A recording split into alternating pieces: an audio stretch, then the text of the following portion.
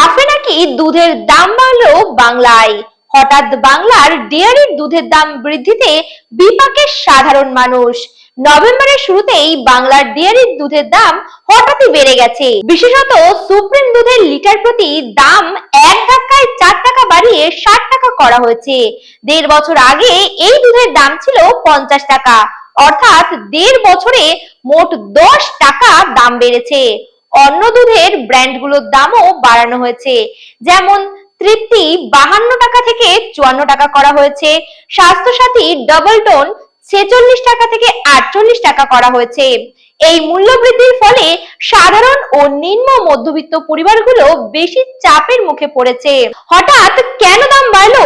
প্রাণী সম্পদ দপ্তরের মতে অতিবৃষ্টি হওয়ায় সবুজ ঘাস ও গোখাদ্যের ঘাটতি তৈরি হয়েছে, উৎপাদন কমেছে এবং কাঁচামালের খরচ বেড়েছে, তাই দুধের দাম বাড়ানো ছাড়া উপায় ছিল না। মন্ত্রী স্বপন দেবনাথ জানান, গত 2 বছর বাংলায় ডেয়ারিকে বেশি দামে দুধ কিনতে হয়েছে, তাই ব্যবসা টিকিয়ে রাখতে বিক্রয় মূল্য বাড়ানো হয়েছে। তবে তিনি দাবি করেন, অন্যান্য সংস্থার তুলনায় বাংলার ডেয়ারির দুধ এখনো লিটার পিছু 4 থেকে 6 টাকা কমে দেওয়া হচ্ছে। ঘি, পনির, আইসক্রিমের মতো দুগ্ধজাত পণ্যের দাম বাড়ানো হয়নি। দেখছিলেন দেশ বিদেশ। নমস্কার।